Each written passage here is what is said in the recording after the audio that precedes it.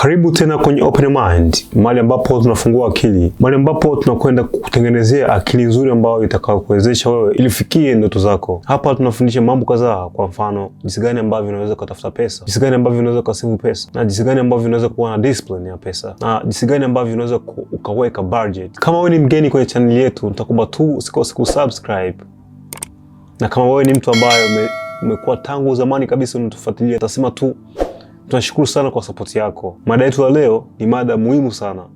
Leo tunaongelea mada muhimu sana. Discipline ndio siri ya mafanikio. Ukiwa na discipline, jua kama una siri kubwa ya mafanikio. Watu wengi sana wanataka mafanikio.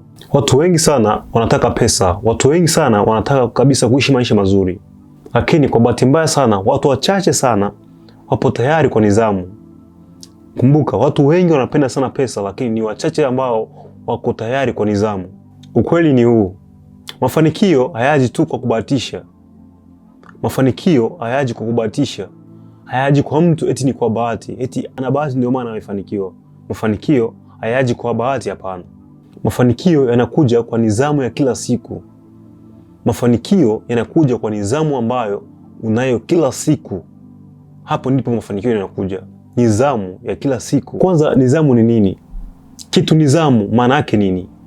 Nidhamu ni kufanya kile kitu ambacho unachotakiwa ukifanye hata kama hujisikii kufanya hicho kitu. Hiyo ndio nidhamu. Yaani ni kufanya kitu ambacho haujisikii kukifanya.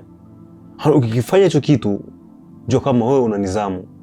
Kwa mfano, kuamka mapema, kuweka akiba, kwenda kazini kwa wakati, kujifunza kila siku, kudhibiti matumizi ya pesa.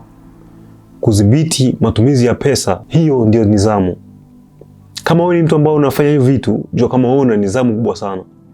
Hiyo ndio nidhamu. Hii ndio sababu ya kwanza kwa nini watu wengi hawafanikiwi. Watu wengi sana wana motivation. Watu wengi sana wako na motivation, lakini hawana discipline. Motivation inakuja na kuondoka. Unakuta mtu ana motivation inakuja na inaondoka mara moja. Siku ambayo hujisikii kabisa kufanya kazi, hapo ndipo discipline inahitajika zaidi. Ile siku unasema no, leo sijisikii sawa, hapo kumbuka ndio discipline inahitajika zaidi. Sababu ya pili, watu wengi wanatafuta njia rahisi. Watu ni wengi sana ambao wanaotafuta njia rahisi. Wanapenda kabisa pesa za haraka, wanataka mafanikio ya haraka, wanataka utajiri wa ghafla. Lakini ukweli ni kwamba mafanikio yanajengwa taratibu. Sababu namba 3, watu wengi wanashindwa kabisa kudhibiti matumizi yao. Kwa mfano, ukipata $1,000, okay? Na hiyo $1,000 yote unayokwenda kuispend, utabaki pale pale. Hakuna siku ambayo utakayo change level yako. Lakini ukijifunza kuokoa na kuwekeza, maisha yako yataanza kubadilika. Sababu namba 4, watu wengi sana wanaacha ndoto zao mapema sana. Watu wengi wanaacha ndoto zao mapema sana. Kwa mfano, unakuta mtu ana idea nzuri sana kabisa ya kuanzisha biashara. Unakuta mtu ana idea kabisa ya kufungua saluni. Unakuta mtu kabisa ana idea nzuri ambayo ya kuuzisha vitu online. Lakini kwa bahati mbaya, baada ya mwezi mmoja tu, huyo mtu unakuta ana give up.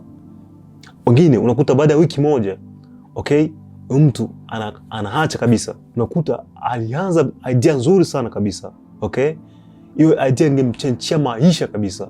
Hiyo idea ingemletea vitu vingi sana katika maisha yake. Lakini unakuta huyo mtu anakwenda kustop hicho kitu moja kwa moja.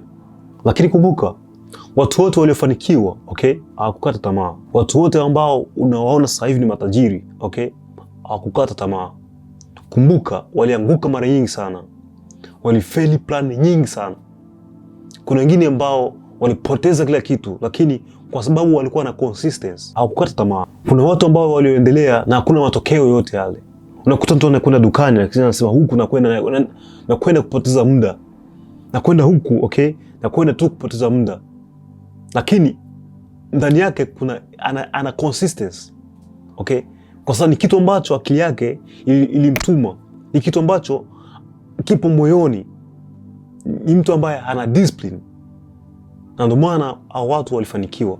Sababu namba 5, nidhamu hujenga uhuru. Ukiona nidhamu, kumbuka kama unajenga uhuru. Unajenga uhuru wako wa maisha. Kumbuka kwamba ukidhibiti muda wako, akili yako na pesa zako, maisha yataanza kuita. Maisha mazuri, okay, yataanza kuita. Freedom inaanza kwenye nidhamu. Freedom inaanza kwenye nidhamu. Ujumbe wa leo, usisubiri motivation. Usiwahi kusubiri motivation. Usiwahi kusubiri eti brother aniambie. Usisubiri eti mama aniambie. Usiseme eti kuna mchongo unaosikilizia. Hapana. Inabidi uanze leo. Inabidi uanze mwenyewe. Jenga discipline. Fanya kitu ambacho unachopaswa kufanya kila siku. Kidogo kidogo, siku baada ya siku, mwezi baada ya mwezi, wiki baada ya wiki, mwaka baada ya mwaka, na utaona maisha yako yatabadilika. Asante kwa kusikiliza Open Your Mind. Nitakuomba tu kama video hii imekusaidia, please nakuomba share kwa wengine. Na pia kumbuka, mafanikio hayaji kwa bahati mbaya. Mafanikio yanajengwa na nidhamu na akili yako. Mafanikio yanajengwa na nidhamu ya kila siku. Freedom inaanza kwenye akili. Nitakuomba tu usikose kusubscribe na pia comment. Mimi ni Ambrose Kaudi Jido. Asante.